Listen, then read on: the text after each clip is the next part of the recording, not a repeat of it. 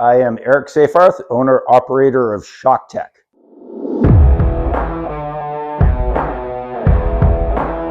I've been building and servicing shocks since the late 90s. I've been doing this full-time since 2016. Any rebuildable shock pretty much I work on. I specialize in snowmobile shocks, side-by-sides, ATVs, off-road trucks, dirt bikes, quads, pretty much everything you can think of. I service Fox, KYB, Walker Evans, Ride FX, pretty much any rebuildable shock out there I could work on. You can get a hold of me either on my Facebook page, which is Shock Tech, and you can also go to the website, which is shock-tech.com, or you can call me at 603-502-5778.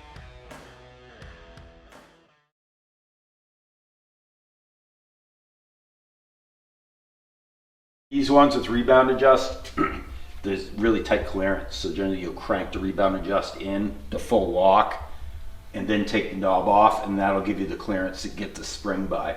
Because if it's out in full soft, the spring actually will hit the shaft on a lot of them and you can't get them off.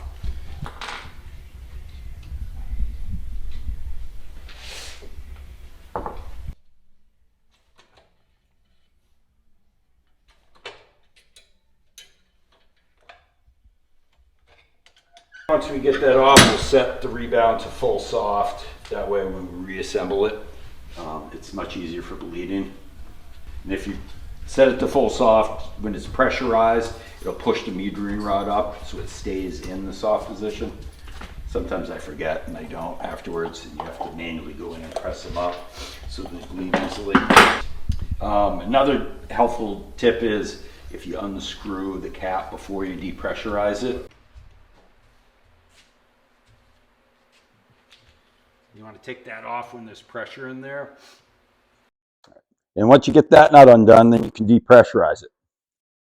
These newer styles just have a Torx bit, so some of them are pretty tight. Just unscrew that slowly and you can let your nitrogen purge off. Then we can just pull the shock right apart. And these have a funky snap ring in there that can be tricky to get out. Of course, you get sometimes it comes out very easily. You get it first try.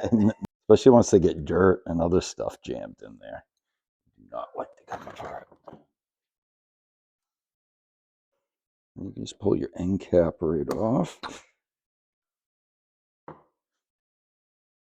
And I always check my separator piston depth just to be sure, you know. Yep, just under 2 inches, which is pretty close. Sometimes you can tell if they've pushed oil, if the depth is really down or something like that. And oil is shot by the seals.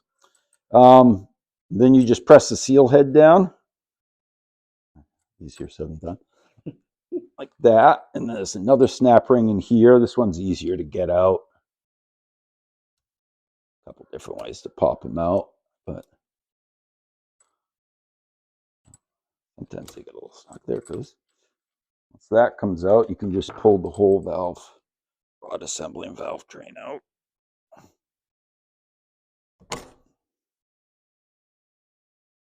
course, this one's been slugged, so it's got your big slugs in there. Try not to dump oil everywhere.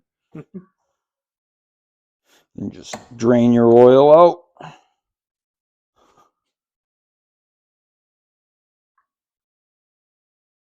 Pull your separator piston out of the reservoir, and then the rest of the oil will drain out after that.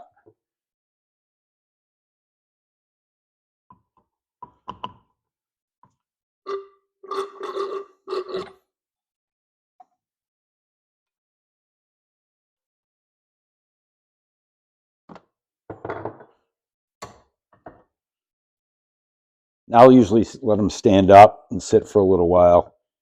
And that way all the residual oil runs out of it.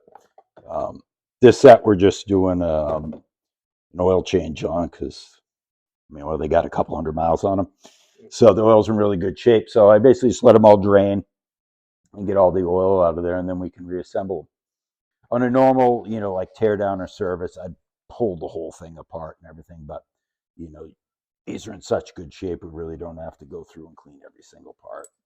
And can you go over that slug for everyone? Oh, yeah, sure. So this one, I think the stock ride height on these is like 17.4. And for the ice racing, obviously wanted to lower it down. So we put this big Delrin spacer in there. I think that's what, like 2 inches? Or thereabouts? Yep, about 2 inches. So that considerably shortened the stroke in it and lowered the sled down quite a bit, which ice racing and grass drags and stuff like that is pretty common to slug them like that. Slugging them isn't ideal. It's a kind of a quick fix. And it works good for the ice and stuff because you really don't have to have that much travel. If somebody's like free riding, trail riding, I don't recommend going over an inch with the slug. In something like that, we'd shorten the rod so that you don't have that slug in there, and you can have, you know, as much oil and cooling in there as possible. But for the racing apps, it works great. And a lot of stuff comes from the factory. They'll be slugged, you know, 3/4 of an inch. So it is pretty Like common. that metal one that's in there right there. Yeah, they'll put one in just to get, you know, the exact height that they're looking for. That way Fox doesn't have to produce a million different size rods and bodies and stuff. So these, we'll put some in there, you know, just for tuning, you know, to get the setups they want.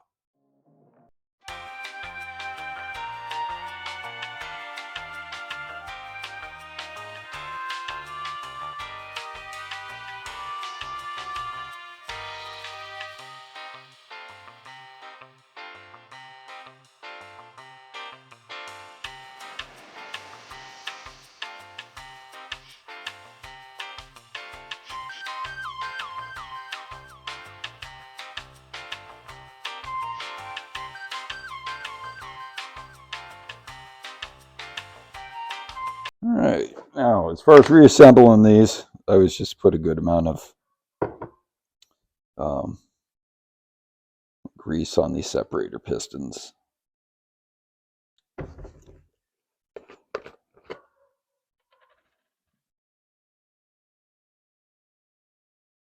Then I'll fill it up usually till like where the snap ring sits in there. There's like a little step in there you can see. And I just let it sit. Some of the air bubbles will come up and start to pop. Sometimes you can tap them and sometimes the air will come out. But it'll drift down through and start to flow in the body and fill that in. And once it does that, you know, you should top it off. And then it'll push the air through that's in the adjuster or any of those passageways. Then you can kind of stick the piston in there. Sometimes the wear bands will hang up, but this one went in pretty smooth. Then you can just, you know, use your hand or something to push it all the way down.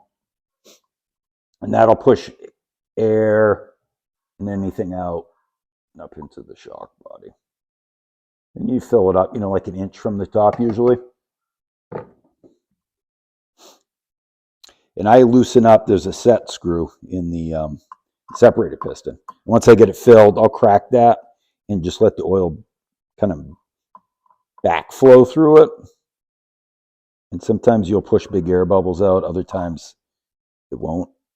You want to be careful not to drop the O-ring like I did. This oil will keep coming. But there's a little O-ring on the set screw in the piston. And then once, you know, the oil's kind of bled through that a little bit, you just stick that back in.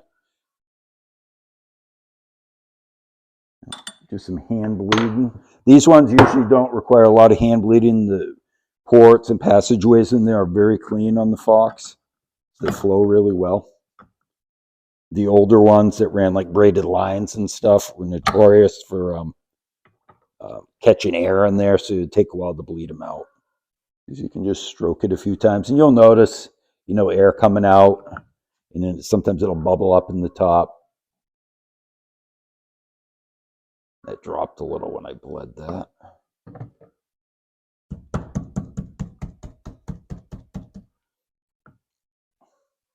But I use AMSOIL shock oil, and it bleeds really well. You don't get a ton of air bubbles in there. I'm using 10 weight. Yep, I'm using 10 weight on your stuff. Most of the trail stuff is like a 5 to a 7, you know, depending on the rider. And you can move the adjuster if you want when you're bleeding it. Sometimes you may get a little air pocket out of it when you do, but most of the times you don't. The QS bleed really nice. All right. Nice. Then you just bottom the piston out.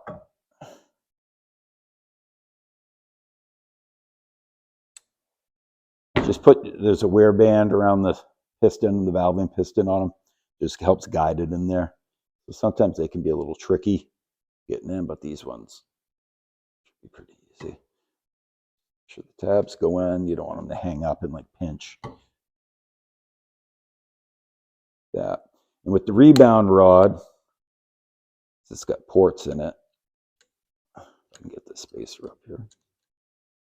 See the ports right in the side there. So when we push it down into the oil, it'll start to bleed it through. There's going to be overflow. I mean, most every shock when you rebuild it, you do get some oil overflow.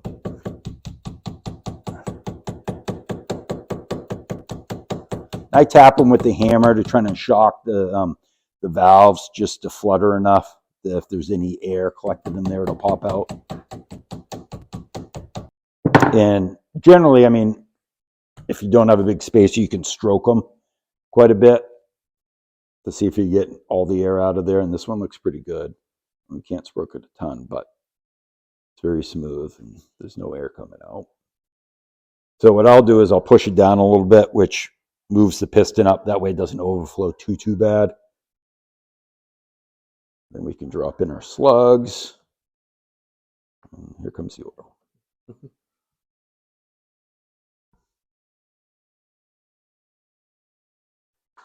Give it a few more taps. Yep. Sometimes you get little air pockets coming up. There we go.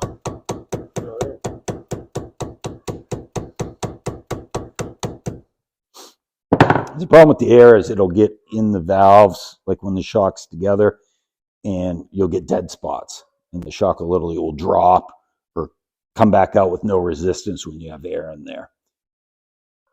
So obviously we want to get as much of that out, all of it if we can. Once that's done, you slide the seal head down. More oil will overflow again.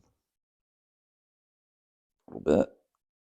Then once you get the O-ring seated, you just slide that right in and just press it down enough for the snap ring. Kind of drop that in, and if you put pressure on the separator piston, it'll push that assembly up and it should seat that snap ring. And if you keep pressure on that, you can stroke the rod up the rest of the way. So now we can set our piston depth. All the shocks have a PN on them, and you can pull it up and look that up. There's a setting like a FOX list, and it tells you every one. With yours, the setting from the factory, I believe, is 1.8, and we split the difference. We went to 1.9 to give you a little bit more room in there. Just a little more nitrogen pressure, basically. You can use a tape measure or verniers, or FOX has special tools that tell you too that, you know, the depth. But I just use a set of calipers usually. And once you take the set screw out, you can just press down on the separator piston. You don't want to do it too fast because it'll shoot out all over the place. It's never fun getting nailed with this stuff.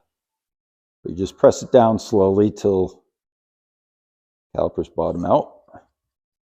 Make sure your O-ring's still in there. Put your set screw in.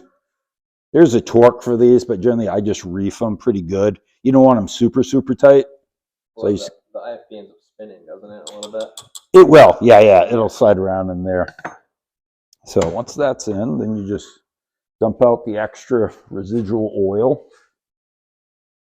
I mean, you can let the shock sit and drain. It won't hurt it. There's always going to be a little bit of residual in there, which is no big deal. because that piston moves up anyway, so up and down. So it kind of helps with the lubrication of that. Then you just drop your cap back in there. Press it in, and it only goes down so far because there's a ridge machined in there. And then I always stick these in a certain direction because there's a weird little notch. One side makes it easier to pop it out. So just out of habit, I always put it in on the left. Yeah. But when you get the shocks from Fox or any of the OEMs, they're all over the place. Then it's time to charge it up. It's a little funky, but works much better than the previous design. You don't lose your charge. Oops. Just set your put your set screw in the tool.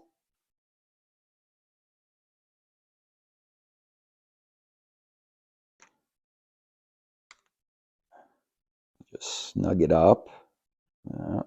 Doesn't have to be reefed down because there's an O-ring under there that kind of seals it.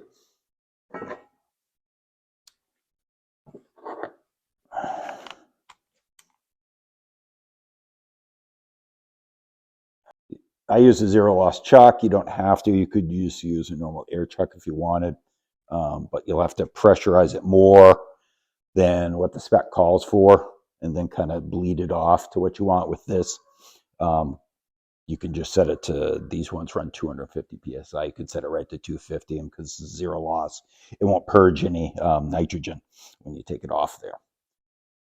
So I always tighten that up a little bit.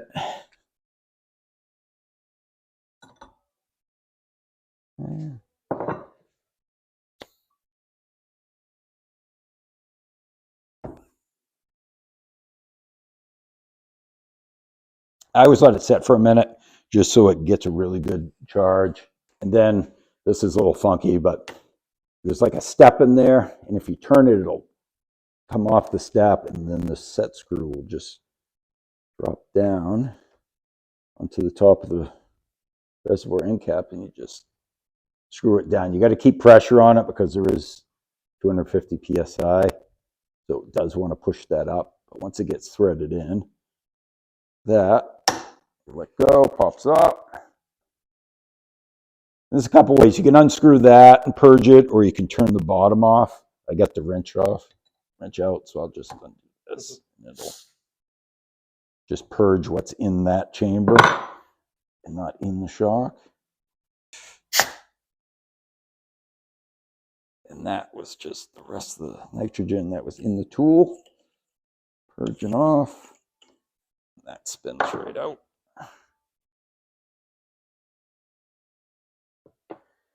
I always double check this just to make sure, because you don't want to lose your charge, it'll ruin your day. And then you just screw this back on, snug it up a little bit. Doesn't have to be reefed on there.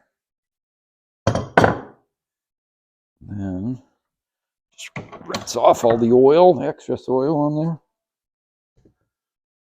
We can put our spring on and she's ready to go.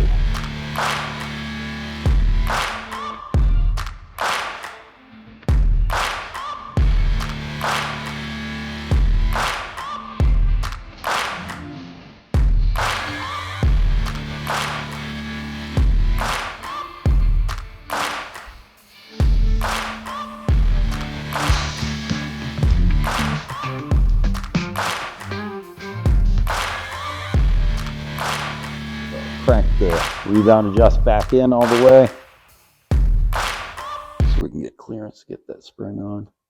Kind of a pain in the neck, but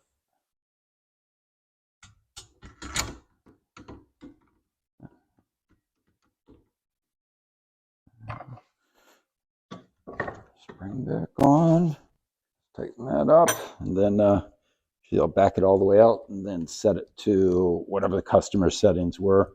They make notes of that, you know, when they first come in.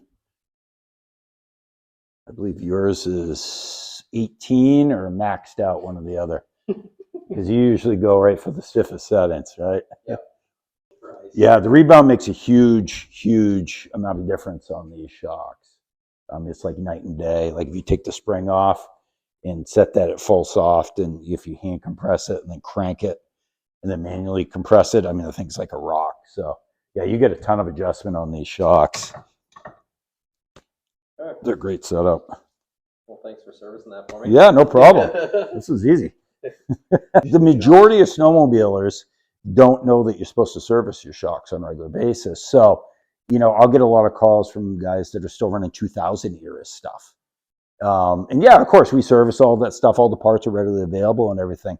But when you get stuff that's, you know, 20, 30 years old, it takes a while to work on them. The oil's very nasty in there, and it takes longer to service than a regular shock. And it's hard to convince people that the sleds will ride so much better. But 100% of the time, once you do it, they're blown away that, oh my God, this thing's like a new machine. And a lot of misconceptions I get is people think it's like Jiffy Lube. You know, they'll want to, you know, bring in the shock and, you know, and have it done while they wait. Well, it's a little more to that because typically, you know, I would disassemble the whole shock, go through it, inspect it. So it takes time, you know, and usually I have, you know, like 5 other jobs going at the same time, stuff like that. So it does take, you know, a few days to turn them around, but, you know, nothing major.